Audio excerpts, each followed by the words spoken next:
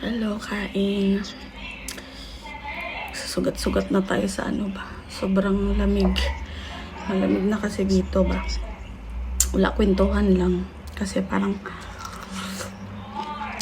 sad reality sa ano nyo, ng mga asawa niya. Naghihiwalay.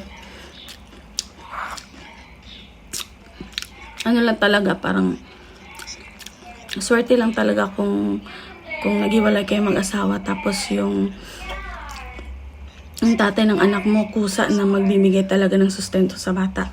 Hindi mo na kailangan sabihin. Karamihan talaga ngayon, no, pag nasa poder mo yung anak mo, karamihan talaga sa mga tatay, hindi na nila iisipin na magbibigay.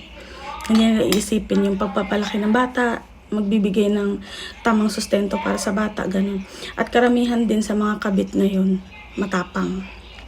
Karamihan sa mga kabit ngayon, hindi takot na legal ka ba, o may inaapakan silang anak, o may kinukuhanan sila ng karapatan, ganun. Hindi na sila mag-iisip ng ganun. Kasi ang feeling kasi nila is, wala namang kasalanan. Ako yung pinili. Ako yung ganito ganyan, 'di ba?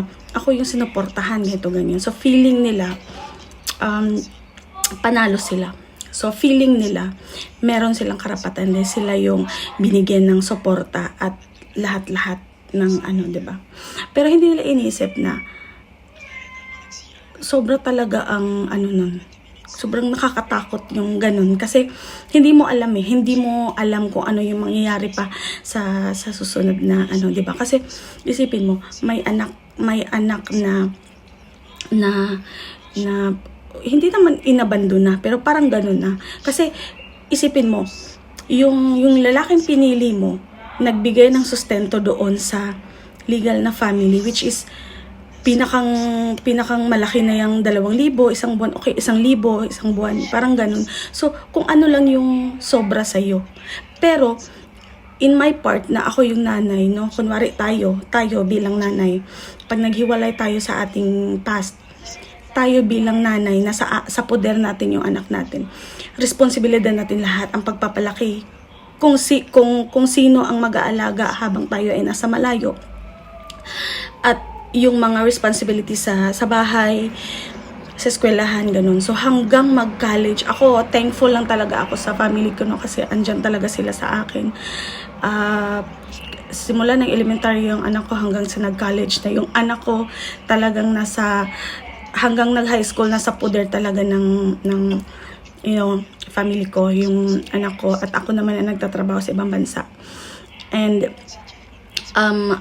ngayon na college na yung anak ko, alam na niya, marunong na siya. So hanggang sa nag-upa na ng bahay yung anak ko, may sarili na siyang time management, kung paano niya yung sarili niya, ganun. At hindi naman siya ganun nahirapan kasi nakakapag-provide naman ako. Kasi syempre, pag nasa abroad ka kasi, makakapag-provide ka talaga bilang nanay, no? So, and ngayon na syempre nakabili na rin kami ng maliit na bahay, at hopefully next year, no, sana nga maanuhan na mapa-blessing, at doon na kami titira. So talagang thankful ako kasi kahit ganun yung nangyari, talagang sobrang naawa lang ako dun sa ibang nanay na hindi nila alam kung paano makasurvive sila sa pang-araw-araw para sa mga anak nila. Pero for me, no, para sa mga tatay ba na magbibigay lang kung ano lang yung sobra, kung ano lang yung pero samantalang yung present na binuo yung family ngayon is napoprovidean nyo ng maayos, samantalang yung may isang anak kayo na umaasa lang, na parang hindi na lang din nag-i-expect ng malaki sa inyo kasi nga alam na niya na hanggang dyan lang ang kaya mong maibigay sa kanya, which is sad to say na ganyan talaga ang reality ng sa Pilipinas, no. So pero parang lang ako na parang grabe talaga yung blessings na binibigay ni Lord sa akin. Sobra talaga akong na survive talaga namin ng anak ko. talagang napakabait ni Lord. Kasi isipin mo, second, ha? Hindi siya maligo. Aliguin ni Be. Ay, hasya ko, ane. Padidi eh. Marunong ka na magpaligo? Tapos, di ba, parang naano ako na grabe talaga ang blessings na binibigay ni Lord ba? Doon sa mga tao na hindi nila kailangan mag-revenge. Alam mo yun, hindi mo kailangan mag-revenge. Talagang mag-ano ka lang, kumbaga magsikap ka lang, no? Ikaw bilang isang single parent, no? Lalo na sa atin mga nanay, mga babae. Magsikap ka lang at kung sakali humanap ka man ng bagong mamahalin, bagong partner, no? Yung magiging bagong asawa mo, make sure na isa siya mabuting tao, no? Katulad sa akin, yung habibi ko nasa Saudi siya. So talagang for that almost 13 years kami, no? Talagang napakabuti niyang tao. Talagang pati sa family ko napakabuti din niya. So kung maghahanap ka man ng panibagong yung hindi madamot, yung may takot sa Diyos, yun talaga yung pinakang the best gift na maibibigay mo sa anak mo na ang diyan is hindi ka maghahanap ng taong madamot. So happy lang din ako kasi nakaya ko yun, no? With the help sa family ko, ganun. And habang malayo ako, inaalaga nila yung anak ko, and until na nag-college yung anak ko at alam na niya paano i-manage yung sarili niya, at ngayon is nag-aano na siya ng sarili niyang place to live, no? Habang wala pa ako. And proud lang ako sa sarili ko kasi hindi lahat nakakaya yung ganun, no? And you don't need to revenge, no? Kasi wala may ganun talaga na tao na parang bahala ka, wala naman sa akin yung wala naman sa amin yung obligasyon na yan. May sarili na kaming pamilya, parang ganun. So parang hahayaan ka na lang na bahala ka sa buhay mo. Bahala ka na magpalaki sa bata. Kasi kinuha mo So parang ganun. So which is hindi lahat ng babae nakakaya yun. So sa lahat po ng mga na nakaya talaga yung gano'n, no? Talagang so proud of you guys. So proud of you. So just keep it up. Kasi ako, second year college na yung anak ko, and she's doing well. And for the next year, magta-third year na siya. And hopefully, ang iipunin ko na lang is yung pang 4th year niya, diba? Pag uwi ko next year, so mag-iipon na lang ako pang 4th year niya. And magtitindahan ako dun sa bagong bahay na nabili ko. And wala lang, parang feeling ko napaka-soft ba ng takbo ng lahat. So parang sabi ko sa sarili ko, thank you talaga Lord. Thank you talaga Lord. Kasi hindi mo talaga yun makakaya kung wala yung pananampalataya mo sa Diyos, no? At kung wala yung mo sa sarili mo, yung trust mo sa sarili mo, at yung pagiging mabuting nanay mo sa anak mo, yun talagang pinaka-importante, guys. Maging mabuting magiging mabuting nanay ka sa anak mo, i-provide mo yung mga needs niya. Kahit hindi na mag-provide yung iba, it's up to them na lang, no? So parang kung kayo magsikap na lang kayo na magsikap para sa anak niyo, at yung anak niyo naman magsisikap para sa inyo.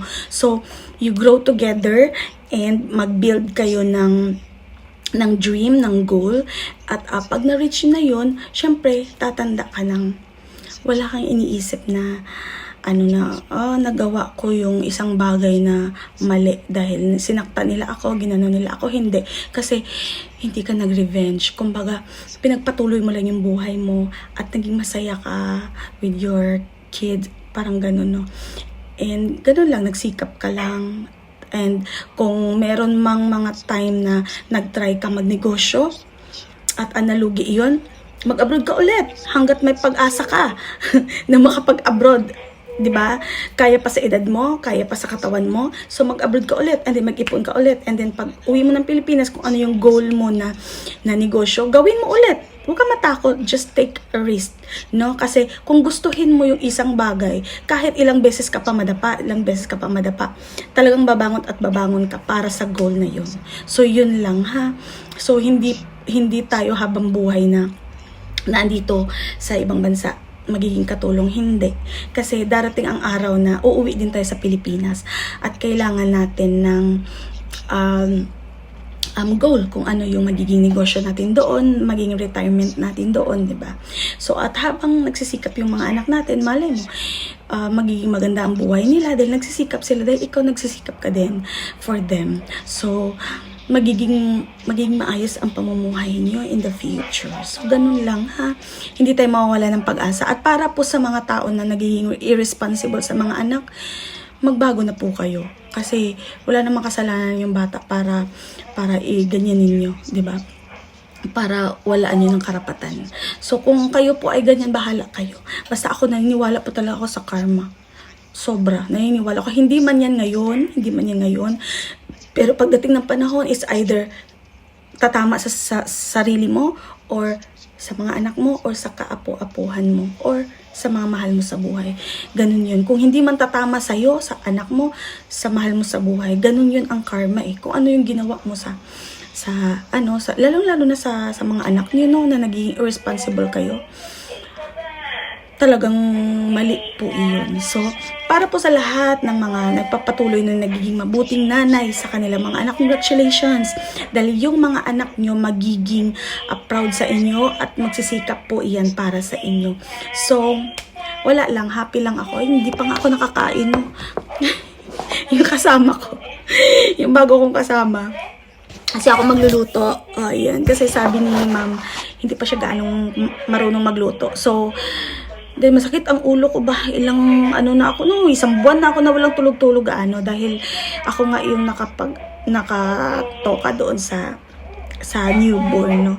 So, at the same time, nagpupuyat ako sa gabi hanggang madaling araw. So, at sa hapon naman ay magpe-prepare ako ng pagluluto para sa amin lahat.